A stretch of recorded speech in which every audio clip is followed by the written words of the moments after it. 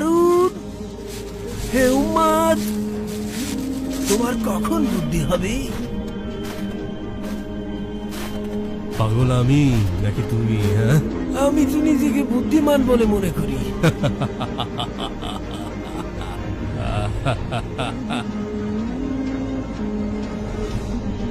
তোমার আবার কবে থেকে বুদ্ধি আসা শুরু করলো? হ্যাঁ,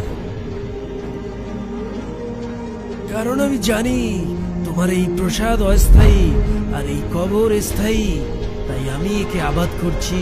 কিন্তু তুমি তোমার প্রসাদকে আবাদ করে এই কবরস্থানকে আবাদ করছো না। তাই তুমি আবাদী স্থান হতে অনাবাদী স্থানে যেতে চাইছো না, অথচ তুমি জানো সেই স্থানে তোমাকে যেতেই হবে।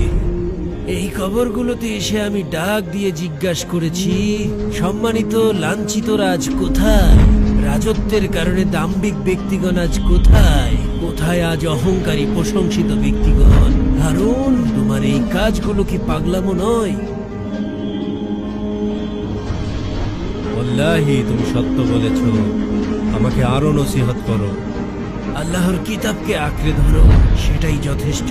সেখানে যেমন রয়েছে সংবাদ, তেমনি রয়েছে শিক্ষা।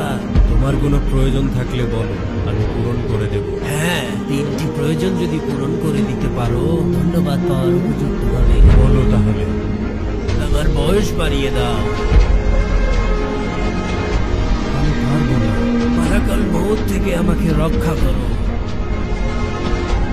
আমার সে সামর্থ্য নেই।